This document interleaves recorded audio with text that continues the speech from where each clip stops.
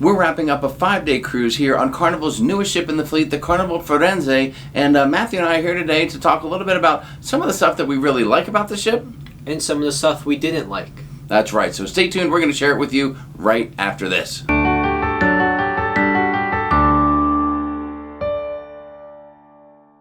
Hey everybody, what's up? Jamie and Matthew here from Sharonatsea Travel. That's right, we are wrapping up a father-son cruise here on Carnival Firenze, the newest ship in the fleet, a very cool new design, a different type of a ship, but it's actually something that we're familiar with as well because this ship was built in the same fashion as the Vista class ships on Carnival Cruise Line. So if you've ever been on the Vista, the Horizon, the Panorama, you're going to be pretty familiar with the layout, but the look of it and the feel of it is a lot different, and that takes us to the first thing that we really liked about this ship. Yeah, and I noticed that a lot of like the different decor, whether it be just stuff on the walls, stuff just all around, it gives more of like a fancy look, and obviously I know it's supposed to be kind of that Italian sort of style and feel. Gives you kind of that memory of the ships of old, maybe, where things just look more fancy and less sort of modern just around the ship. Yeah, it's definitely got a nice upscale feel to it, and it's kind of neat to be on a Carnival cruise ship, but it doesn't look like the same old Carnival cruise ship. So I think both of us really like the decor, the color schemes, all the different things, the statues, the pillars, and just how everything's put together, including a totally newly designed, I guess you could say newly designed Lido deck. I think we got 2 thumbs up for the layout and the decor and the design of this particular ship. We really liked it a lot. Alright, the next thing that is a really big win on this cruise ship, and again, it's comparing this ship to the build of its sister ships that were already in Carnival, the Vista class ships. But if you've ever sailed on a Vista class ship, you've seen the theater, the liquid lounge is what I believe it's called. And the layout on the floor with the chairs were all just chairs that were placed next to each other. They're not permanent there, they can be moved around a little bit, and they're not particularly comfortable, and they don't even have cup holders or anything like that. It's a real drag. But on this ship, it's got more of a standard feel, and the Teatro Rosa, I think is how you're saying it there, for the main lounge up front. Forward on decks 4 and 5. We really like the theater having this different design. I thought it was going to be set up like the other ships in the Vista class fleet, but that's not the case. So good job, Carnival Firenze, or should we say Costa, who had this ship before, in not going with that lame liquid lounge setup. So thumbs up for the Teatro Theater, looking good.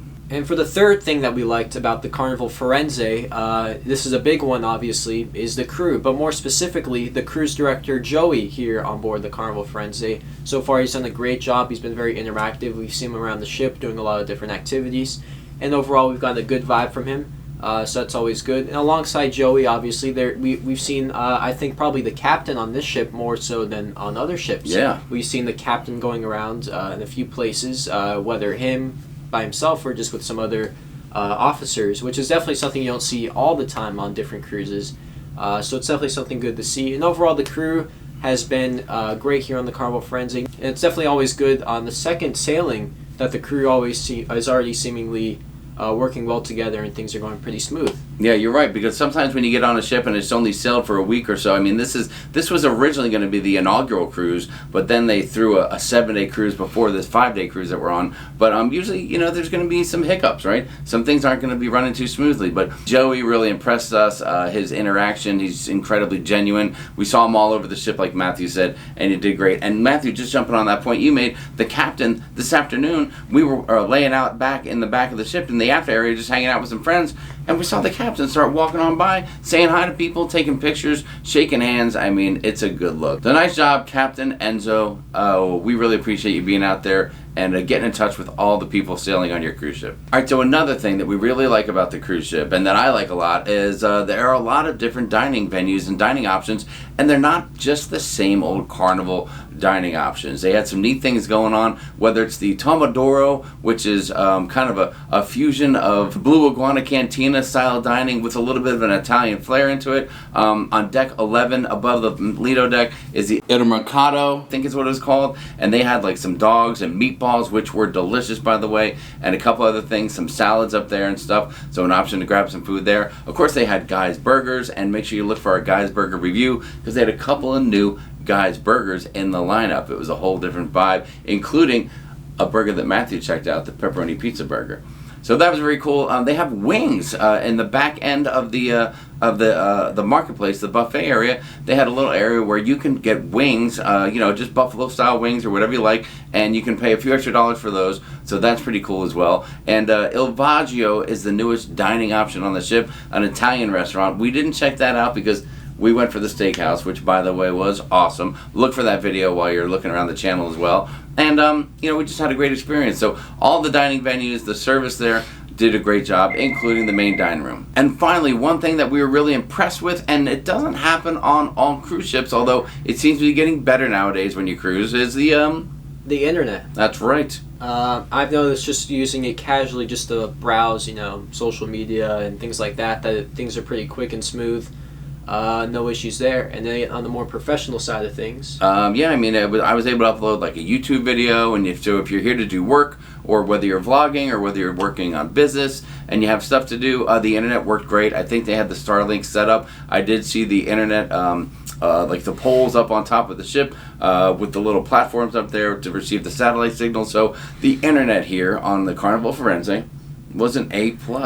It was awesome. Every corner of the ship, whenever I needed it, it was there and working good. So nice job, Firenze. Good internet, and that goes a long way these days. All right, so those were 5 quick things that we really enjoyed about the Carnival Firenze. They just kind of stood out to us here as we're wrapping up our cruise, so we want to share those. But I know why you guys are really here. You want to know what we disliked.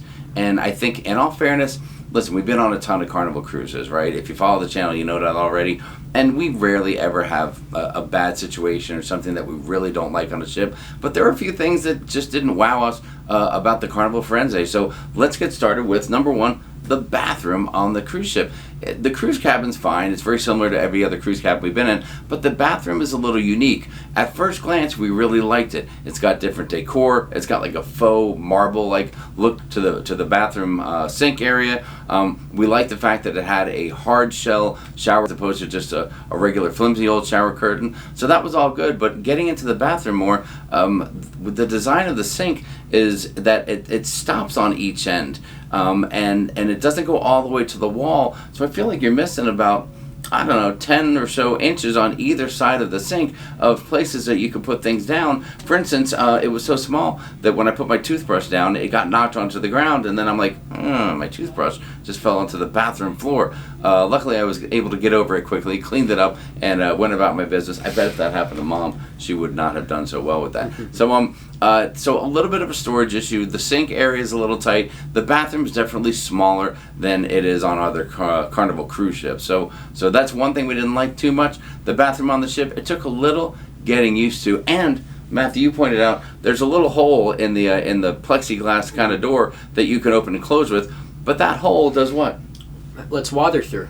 Yes. Now, I don't know if it's just our room and maybe something happened to the little doorknob that would be on the shower. I think maybe something's supposed to be there? I don't know. I think something's supposed to be there, but right now, in our room specifically, there's no like a little doorknob, so to open it, you kind of put your finger into the hole there to open up the shower curtain. Or not the curtain, but the shell there around the shower. But the thing is, water gets out and then onto the floor. So when you're showering, water pops through. So then, even though you have the hard shell door, there's water on the floor when we get out every time. So that was a little bit of a weird deal too. So the bathroom, maybe more like a C than an A in this grading that we're giving it today. Next thing I wanted to talk about was some of the placement for a few things, such as some of the different teen clubs and the sports square area or the clubhouse that is usually on how it is on the Vista class ships that we've seen on Carnival before. Now, of course, I'm 19. I'm no longer in the teen club, but I did notice some of the placement and locations of the teen clubs. For instance, Club O2 and Circle C are on deck 3, which is different from Vista class ships where they were either on between deck 6 and 7 in a little area, or I think on the Horizon, Club O2 was where currently the non-smoking casino was. And both of those locations I think were very solid. A bit interesting though to have it on 3 because it's just kind of right by like guest service and like the shore excursion, like the atrium area, and I just don't feel like that's really a good area just to put the teen club specifically compared to kind of odd placement there. And I know that the arcade is now located where the clubhouse usually is, which is up on deck 12, where there's like the mini golf, and it would have like ping pong tables and a few like beanbag tossing and things like that. And so that's all either like outside now or just not there at all. Definitely interesting that they kind of put the arcade there. I feel like that's just kind of a surprising kind of location. So do you think the teens will find things a little bit lacking as far as the sports square and what's available? I think it's a little lacking. I mean, it's on the ropes course up there, right? There is still the ropes course. Yeah, but just overall, just the placement of some of the things for teens, young adults, things like that. It looked a little bit bland. Now, I don't know how much of this was crossed over from, like, this ship used to be a Costa Cruise Line ship, so I wonder if maybe that space wasn't even there originally. Maybe Costa didn't even have the teen clubs, so they had whatever was there and just kind of flipped it just because that's all the space they could work with. Just kind of a little bit bland compared to the other Vista class ships in that area. Okay, cool. So that's fair. That's fair. So something that Matthew saw that he thinks kids might dislike more than some of the other Carnival ships. So good call out on that, Matthew. Good job. All right, now another thing here that I was not too crazy about. And maybe it stood out a little more because we were sailing with a group of friends, so when we hung out, there were a number of us doing it together. But I mentioned that there are some neat different dining venues and places you can check out. But I also mentioned earlier that the way the Lido deck is set up now is really unique to what you've seen before. It's not just a wide open space for laying out and ice carvings and hairy chest contests or anything like that. It's got a whole different vibe, a whole different decor, and it looks very cool, but it's much smaller. And they took away the Red Frog pub, or the Red Frog rum bar, I should say, and the Blue Iguana, tequila bar, and in its place they put one bar called Rococo, which is okay, but it feels more like an indoor bar than a Lido deck bar. And then on the other side is the Java Blue, and I just thought it was weird placement. The Java Blue is huge, and but it's right on the Lido deck, so in the morning it's a little busy, but then the rest of the day there's not a lot of people that are laying out on the Lido, getting a little bit of sun, and then getting up to get a hot coffee. There's already a lot of seating around the Lido itself, so the seating in there just kind of takes up a lot of room. Well, again, might have been a coffee place previously, before this ship became a Carnival ship, when it was the Costa Firenze, and that makes sense, but, you would think they might want to open that up and make this, that's a valuable piece of land right there, right? That's hot real estate on the Lido deck, so having a huge Java Blue there just seemed like it was, I don't know, a little bit out of whack. Yeah. It's just my opinion. You might feel differently, and let us know in the comments below. What's more valuable to you? Would you love to see a coffee shop right there on the Lido deck, or would you rather have a bar there to go get a cocktail with friends? All right, the next thing that we weren't wowed by, I know that the people involved in this worked so hard to do it and put it on, and it just left us, I don't know, it left a little to be desired. But there's a new show on the Carnival ship, and I think it's on one of Carnival's other newer ships, possibly the Jubilee. What's the name of that show again, Matthew? Dear Future Husband. Dear Future Husband. It was not, I don't know, it didn't do anything for me. Maybe because the last cruise ship we were on was Icon of the Seas, and we saw some insane, amazing shows on that ship. But this one, the singing, the dancing, the whole thing about it. I don't know. What do you think about it? I don't know. I think a lot of the dialogue was very corny, kind of dated. I think they're just trying to be kind of hip with it. They're trying to be relatable maybe to a younger audience there. But I didn't really care for it all that much. The whole premise of it. Sorry for the spoilers, but the whole premise is they're going onto a cruise ship to get for two of the cast members there in the show to get married, and then there's friends and stuff along with them.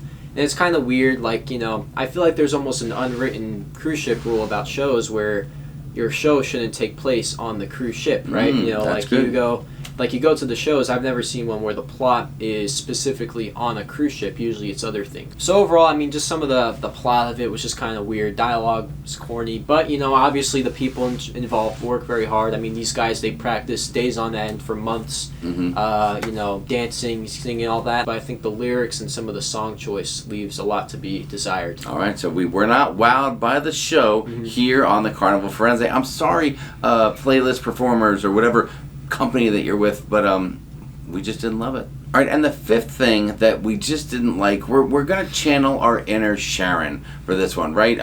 My wife, Matthew's mom, she couldn't come on the trip with us this time, so she just sent the boys to come out here, check out the Firenze, and share a little bit of it with you guys.